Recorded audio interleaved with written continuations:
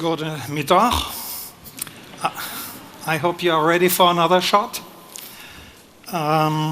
First of all, congratulations to the students who run a wonderful conference. I've never seen something like that in Germany. Congratulations and thank you.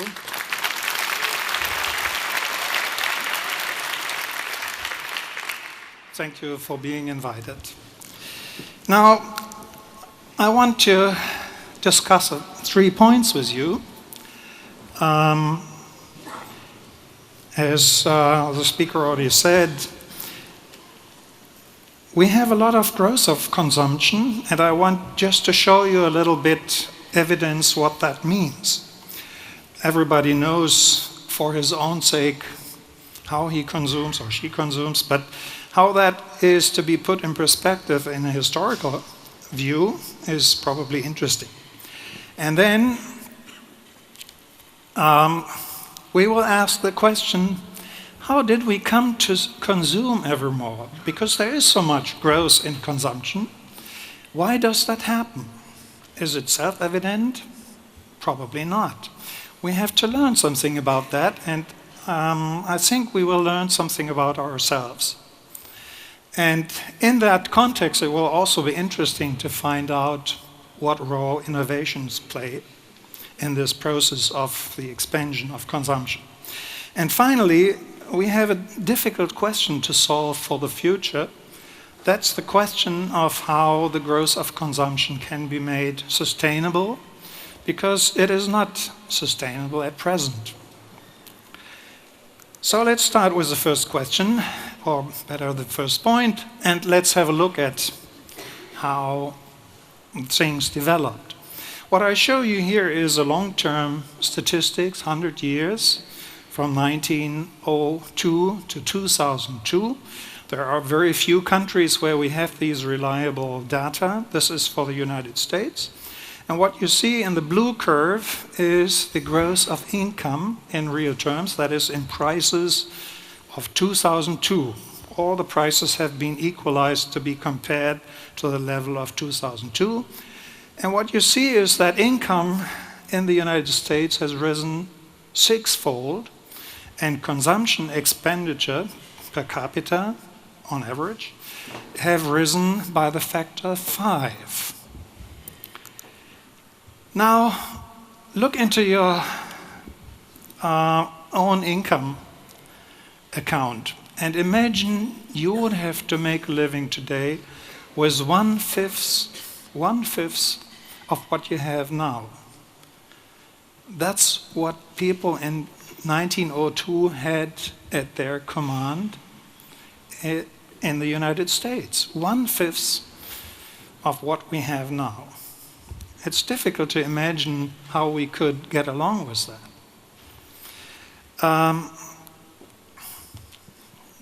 Now, if consumption grows to such an extent, of course we will see it somehow.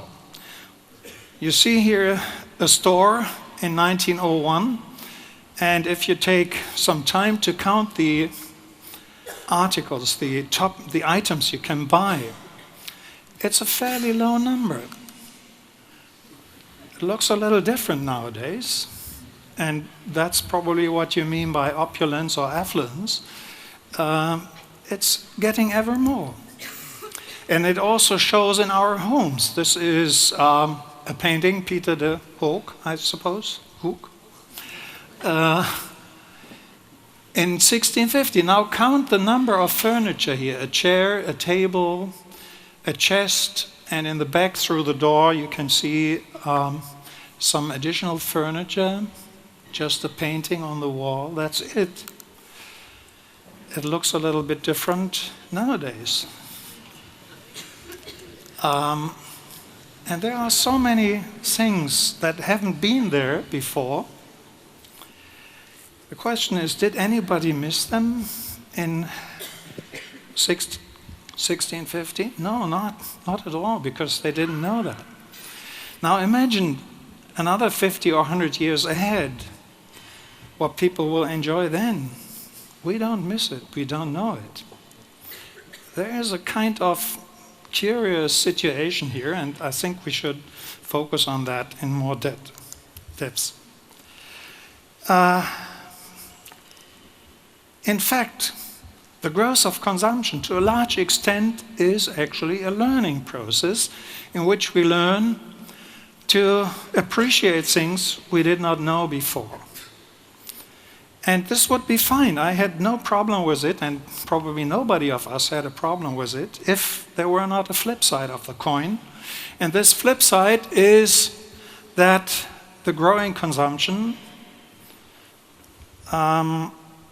unfortunately, means that the human claims on nature's resources has expanded as well, and in a way that is indeed not sustainable. The problem of sustainability is particularly relevant in view of the fact that we have now two very large nations industrializing the same way as Europe did 100 years ago, China and India. And if we imagine that they would start the same way of consuming and living as we do, this would be the end of this life on this planet. So we have to think about what we can do here, particularly as many of these developing nations orient towards the lifestyle and consumption patterns we practice here in Europe and Northern America. Now, how did we come to consume ever more, and what role do innovations play here? What are the reasons why consumers spend ever more? Have you ever thought about that? Well, I guess the most obvious answer is because they have fun with it. Don't you have fun with it? Now, that is, of course, not a very deep-going answer, so I will propose here several hypotheses that come from biology, behavioral science, and psychology. In short, a theory of motivation, a motivational theory of consumption, which is currently lacking in economics. That's why we borrow it from other sciences. And we have three levels at which it is determined why, for what reasons we consume. And these three levels need to be kept apart because they have different relevance for our behavior and they are differently deep-seated in our nature. The first level is the innate motivation we have, our drives and needs, which we try to satisfy as our ancestors did hundreds, thousands, or hundreds of thousands of years ago. So we do not differ very much in that respect. The second level is the cultural level, where we have been conditioned or learned to like things and be motivated to consume them or to purchase them. And these are unconscious, non-cognitive processes by which we acquire habits of consuming. And finally, the unique level for humans is the deliberate cognitive level, where we make our mind up as to why, for what reasons we should have something we would like to buy. We give ourselves assurance that it's a good thing to have it, and I call this the cognitively constructed motives.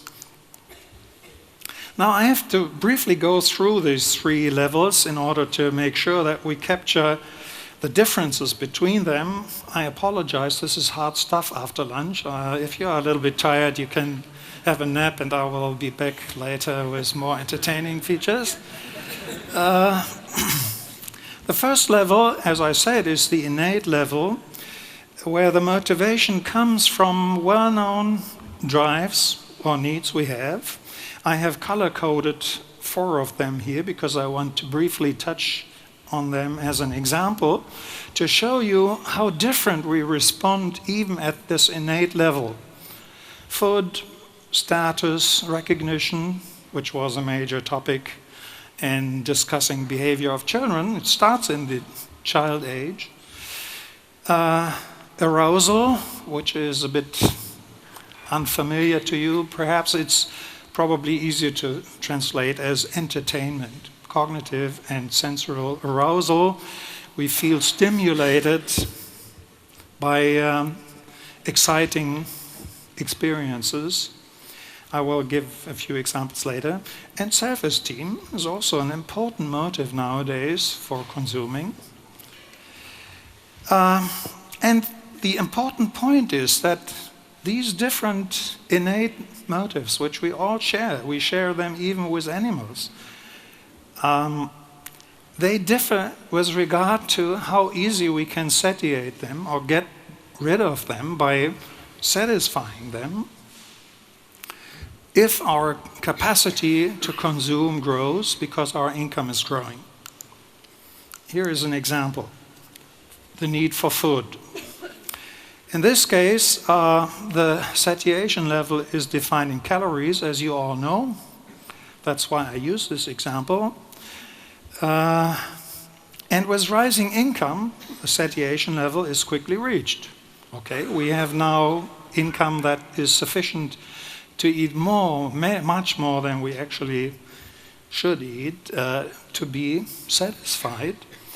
And the consequence is that the growth of consumption slackens because, well, the motivation to eat more fades away as we are having enough. Unless you don't stop eating, in which case the consequences are probably not so welcome. And in fact, both happens. We can even see it in the statistics. These are again statistics for the same time period for the United States. And what we see here is the expenditure share, the percentage of income spent on food over the years. The blue upper curve from 42% in 1902 going down to just 13% of the budget in the United States. So this is the consequence of satiation, okay? And you can imagine for the industry, it's a hard battle. It's a difficult industry. I think here in the Netherlands you know a little bit about it because you are quite strongly engaged in that industry. Now, nonetheless, people eat more. This is only the percentage of the rising income they spend on food. And if we look into the absolute figures, dollars, as I said, these are dollars equated by purchasing power terms to the year 2002. We see that the spending absolutely goes up almost 150%. Okay, so people do spend much more on food, even though the income share is going down as a reflection of their situation. And that shows, of course, if you compare an average photograph from a New York street scene in 1902 to one you shoot in 2002, you will see that on the body size that people eat more.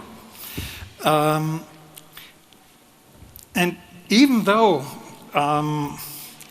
some of this additional absolute spending goes into more expensive food, we have, on the other hand, a deflation for food that would be below what we have as an average deflation for all the spending, so that in fact the food prices have fallen more so than the average price level, and that means that people really still eat more, even though the satiation level is so close with their high income nowadays. Now, what about the other examples I mentioned? Status recognition. Unlike food, the need for food, it is not easy to satiate. And the reason is simply, if we all engage in signaling status and try to differentiate ourselves from others, which is what you described for the children, what they try to do when they emphasize wealth or being rich, and everybody does that, the rising income means that the lower income classes can afford to buy the same symbols, so that the income classes that want to distinguish themselves need to buy more expensive stuff. And as you can imagine, this ends up in something like a weapons race, a status race, so that in the end everybody stands on his tiptoes and sees as much as before when nobody was standing on the tiptoes. In fact, this is a clear indication that we do not fare better by engaging in such status races. But the fact is we do. So we spend ever more just to remain at the same relative level. That's pure waste.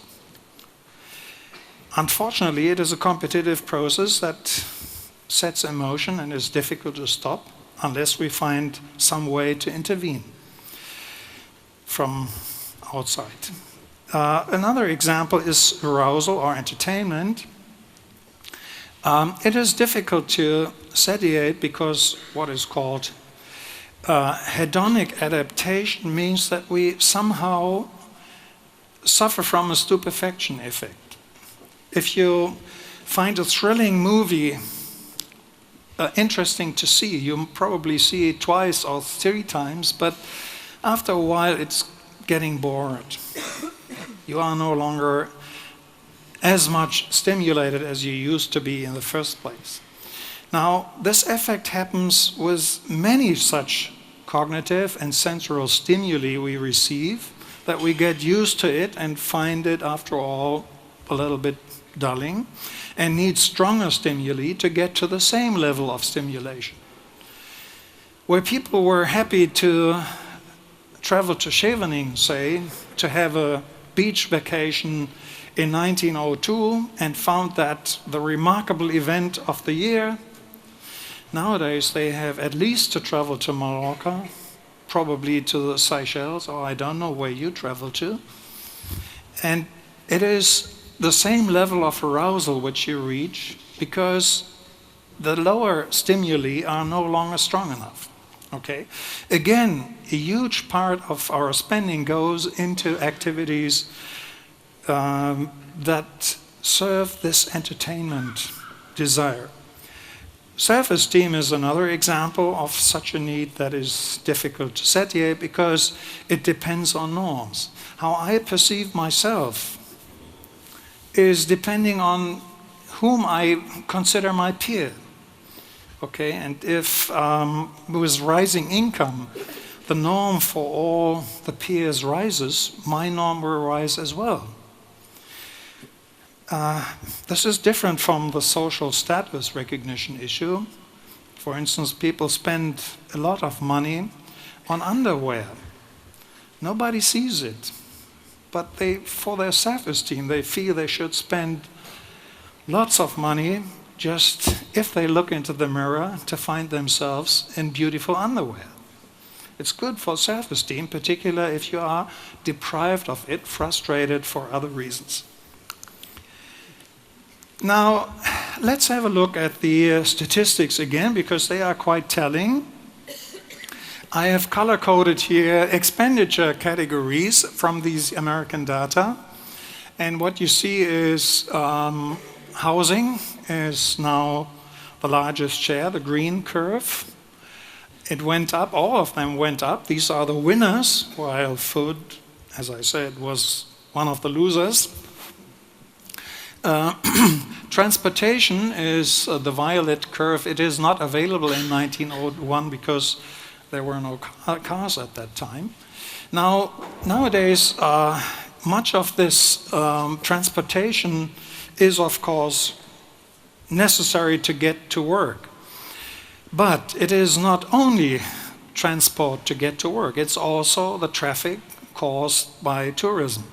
And tourism belongs to the industry where arousal is the driving motivation, and it is scaling up. You travel ever further away. It's one of the fastest growing industries in the world, and it's an extremely resource-intensive industry. An interesting other example for arousal is entertainment, the light blue curve. Now, if we look into the absolute figures, It is, in fact, that category that absorbs the largest increase, 1,500% increase. Now, it is likely that these developments will go on if our income is rising. The question then is, of course, how we handle the resource problem. Now, unfortunately, this is not the whole story. The second motivational level, which I mentioned, which is strongly influenced by culture, is how we learn our desires, our wants. I call it the emergence of acquired wants, through a conditioning process that starts at childhood age, where we associate something that was originally neutral with the rewarding experience of innate needs that are satisfied, so that in the end these acquired ones have a motivational force of their own. The difference is that these motivations never fade away. They don't have a satiation effect. And it is, in a sense, the idiosyncratic individual part of our liking, of our wanting, or of our preferences, if I use the economic term. Here is an example. The original innate need, which we find rewarding to be satisfied, is the tiny little fish, food, okay? Eating is a rewarding experience. If you stop eating, you will immediately notice it. The expensive plate, the silverware, the cup here, that's a conditioned reinforcer or a conditioned acquired want. We have learned to associate with getting food, and eventually it gets much more expenditure than the original basic need, innate need we had, on which it is conditioned. Okay? So much of the growth of consumption is due to the fact that we spend on things we have learned to appreciate. If we wouldn't have learned to appreciate them, it wouldn't mean anything to us. We could live without them, without sacrificing anything. The third level, as I mentioned, are the cognitive constructed motives, and I will show you a few examples to make it clear. I don't want to say much at this point. Let's move on to see how innovations interfere with our motivation. The question some politicians have is, will future innovations that are environmentally friendly perhaps turn our way of consuming, our lifestyle, into a sustainable one? For instance, if we consume solar energy, electric mobility, and other things which are quite fashionable now. Now, of course, it would be wonderful if this would be possible, but if we look into what actually is happening, we see a different picture. What's actually happening is that there are strong incentives for producers of consumer goods to prevent the market from being saturated, okay? You have another iPod brand, another follow-up product, because with the first one you would face saturation soon, okay? So the business logic in our economy is that you introduce innovation and product differentiation to sell more, okay? And unfortunately, this usually means that we sell more natural resources and use them. Now, what are the strategies? And you can check to what extent you are subject to these strategies yourself. One strategy in those products where you have a satiation effect, like food, is to take out the satiating component. This is a major innovation. It saved the Coca-Cola company from going bankrupt. The introduction of Diet Coke. It shifts the limit where you are fed up with calories so that you can drink more Coke. And it happened not accidentally. At the end of the 1960s, it was introduced in the 1970s, when people had enough income so that they were no longer hungry. As long as they were hungry, they welcomed a calorie-rich Coca-Cola. Nowadays, they no longer appreciate it necessarily. Here is another example. You should know that from the Netherlands. You can drink more beer even when driving if you take out the satiating component, which is the alcohol. Or take coffee. Never drink coffee if you want to sleep. Well, you can solve the problem, take out the caffeine, the satiating component, and you can sell more coffee. Second strategy, where you have no satiation, you can add components to products that appeal to needs that are not easily satiable, so that, in fact, the least satiable need still drives the motivation to buy these stuff. One popular strategy is to add status signals. A simple bag would do it for carrying things from here to there. But if you add a distinguishing, expensive label, you can signal your status, and that means it's not bought to be designed as a bag, it's bought to be designed as a status symbol. And people pay much more for it, and buy much more. Third strategy, try to create a positive association between a strong innate need, so that in fact an acquired want emerges by suggesting these associations, for instance with affection and sex. Perfume is probably not necessarily associated with affection and sex, but we all like affection, and if deprived we want it, and we take probably to a certain extent the hope that perfume helps us to get affection, and buy perfume because affection cannot be bought. Or take the Marlboro Man. This is the strategy to establish acquired wants for products that actually have little to do with the original underlying motivation. Fourth strategy, upgrade or substitute cheap ingredients for more expensive ones. This works only if consumers are sufficiently educated, mostly by advertising, but also by internal communication, by newspapers, journals, so that they start to distinguish learning about differentiation in products. For instance, gourmet food. Somebody who is not well trained in his tongue will not appreciate the expensive gourmet food, but once you get hooked on it, you are willing to spend a lot of money for it. This is an innovation strategy. The fifth strategy is creating these cognitive motives, why it should be necessary to have yet another television set. How many television sets do you have at home? Probably you have one in your bathroom.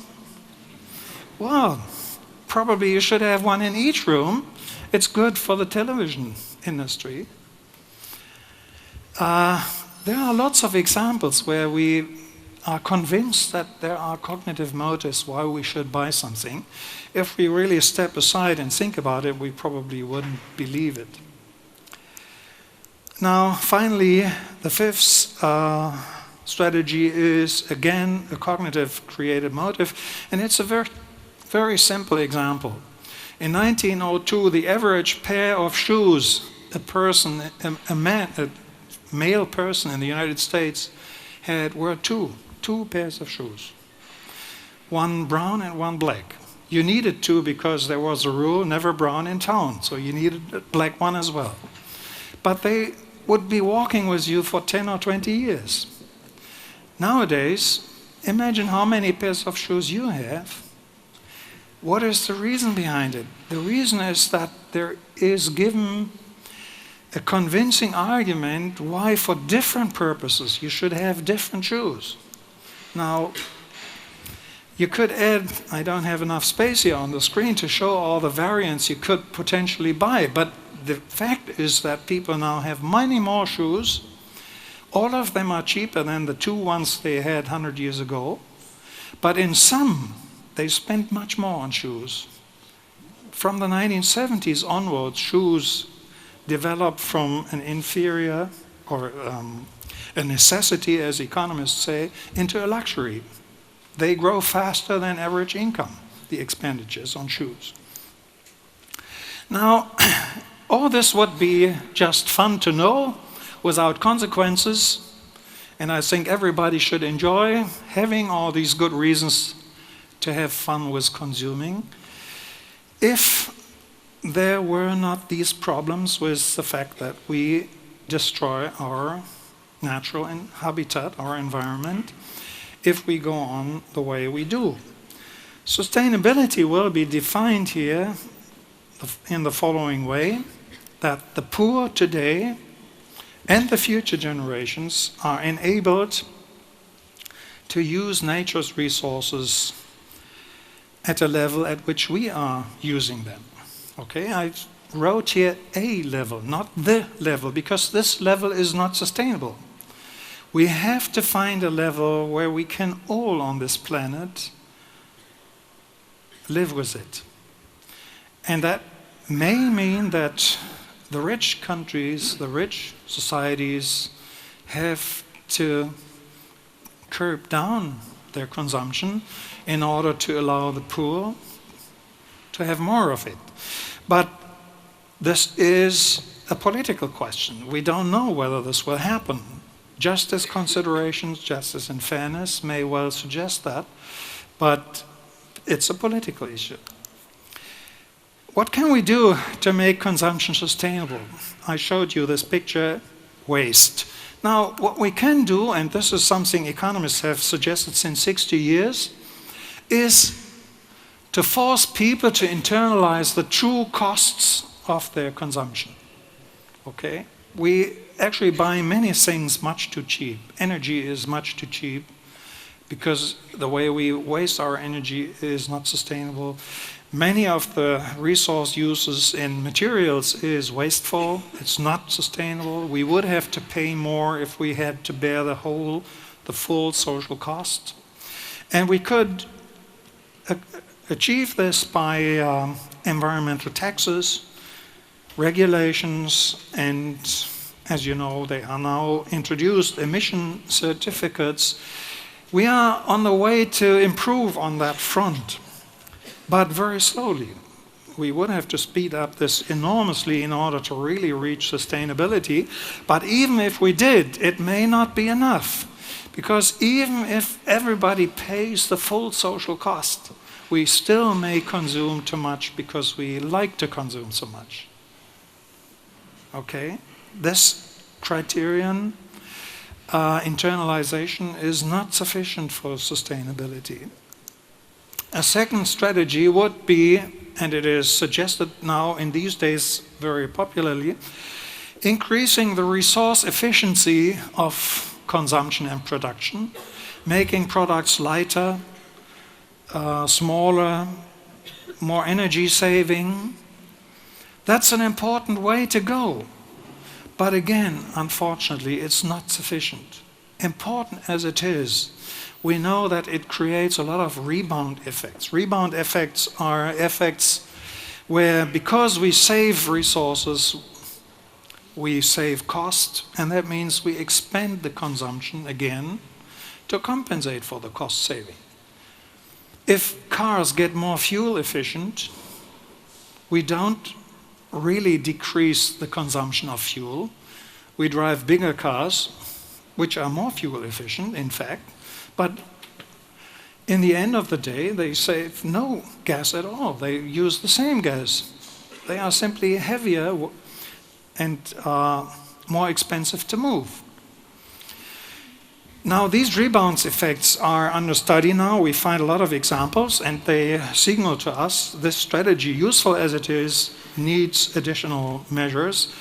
And of course, there is also a big uncertainty related to this, because in order to really accomplish smaller, lighter, more energy-efficient products, we need a lot of innovations, and it is not yet clear whether we will really succeed in producing these innovations so that they are commercially available in time before it is too late to reach sustainability.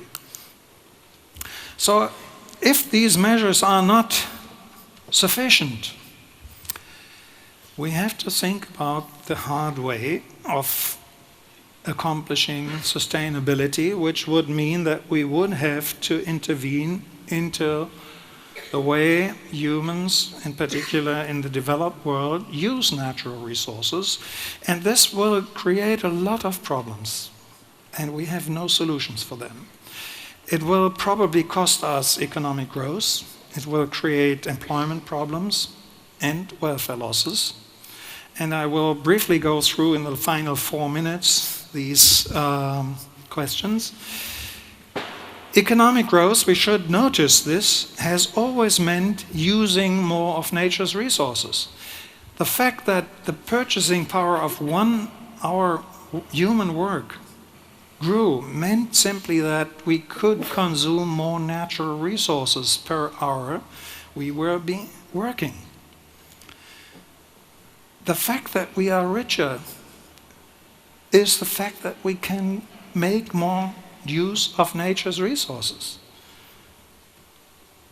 That's economic growth. And without that, future economic growth would have to be reduced to a tiny little economic growth that comes out of the fact that we use resources more efficiently. Okay?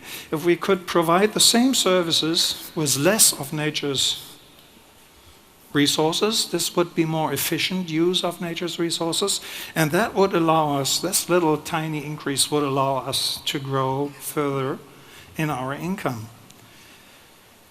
I believe it is illusionary to assume that that would be enough to really have economic growth as we are used to it. If it is not, it is very likely that we will see our employment problems that do already exist being aggravated, so that we have a real political conflict here. Currently, all our politicians in Europe call for economic growth to solve employment problems. Actually, what they are pleading for is more resource use, because you cannot have more growth to that extent to keep up high employment without more resource use of nature's resources.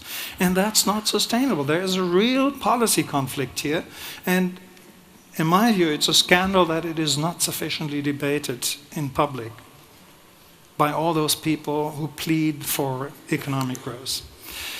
Finally, the welfare losses. Yeah, there will be welfare losses. And the question is, would we regret if we were to consume less? Imagine you would be taxed twice as much of the money you now have. You would have to sacrifice some of the consumption. I guess it would hurt. It would hurt. We would feel it hurting. But there may be differences in the motivation. That's why we discuss the differences. What will, with rising income, be less important in our consumption are the easily satiable needs, like food, like clothing to keep the body warm, protection, etc. In fact, these are the needs where we would feel a decline in consumption most hurtful. But they are not really affected because they are satiated since long. It would help us to get a little slimmer than we are currently battling to be. Of increasing importance are all those non-satiable innate needs like status recognition. In fact, in case of status recognition, we don't have any welfare increase or increase in well-being if everybody stands on the tiptoes. It is not a gain. We could simply cut back on status consumption without losing much. And the loss we would feel from less entertainment would hurt us for a while, but we will somehow get accustomed to go to Scheveningen instead of Mallorca, if that is the only choice we have available. Well, and the acquired ones and cognitive motives, they have this peculiar feature that we have learned to appreciate things. If we hadn't learned that, we wouldn't miss it. Are we responsible for our learning what we consume? Is that a morally relevant argument to say the rich countries can afford less consumption because much of their consumption is simply consumption they have learned to appreciate and they can unlearn it again in order to save our environment for future generations? Well, the bulk of consumer innovations is designed to create additional consumption, so we will not necessarily expect that innovation strategies will help us. We could go the hard way, and since I'm an economist, I have a final proposal here: a progressive consumption tax. Currently, we have a flat consumption tax. I think it's 20% here in the Netherlands, isn't it? Yeah, we could turn it into a progressive consumption tax such that people who spend a lot on consumption pay more than proportionately more tax on consumption, and replace it for the income tax, which is a progressive tax. Okay. Then we could tax, say, consumption beyond 1 million euro with 100%. It would not be confiscatory. People who want to spend 1 million on top of 1 million would have to pay 2 million to get 1 million in value consumed additionally. Okay, so this would be a way of reducing consumption. Probably it would be the hard way where we suffer welfare losses or losses in well-being, but I believe it's a temporary process and maybe it's worthwhile. Thank you.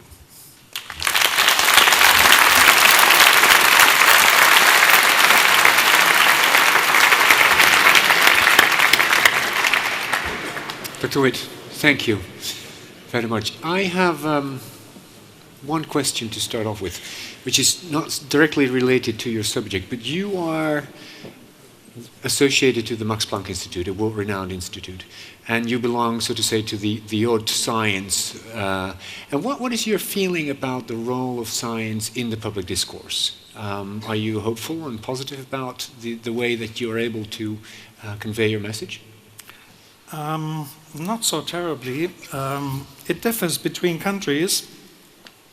The small countries in Europe still consult their scientists very often.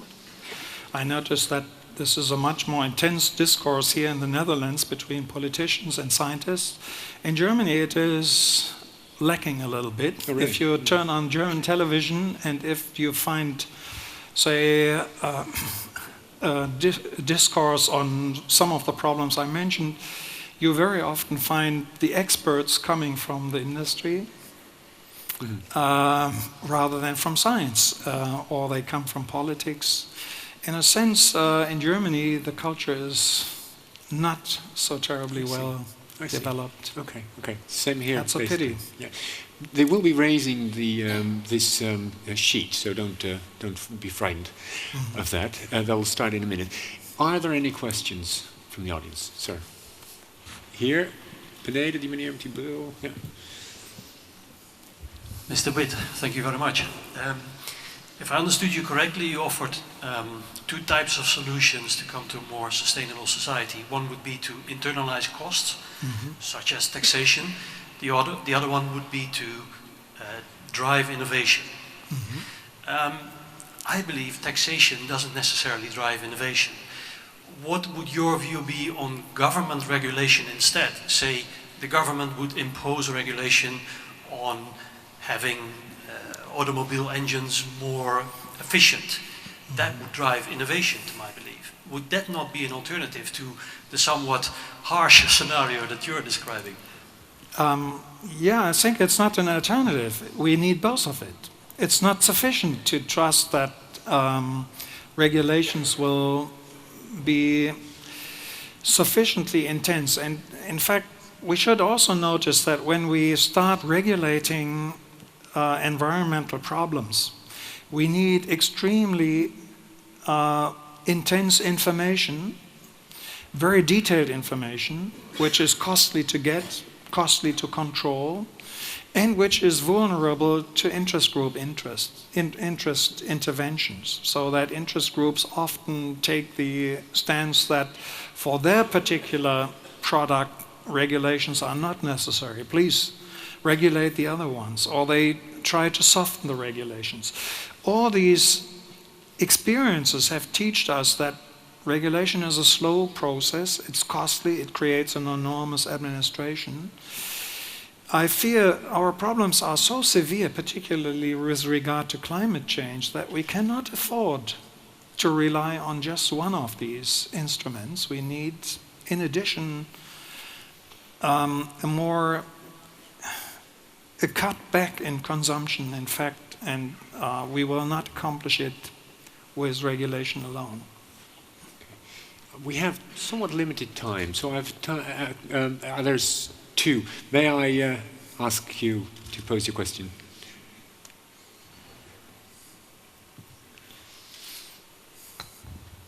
Yeah, I'll try to make it short.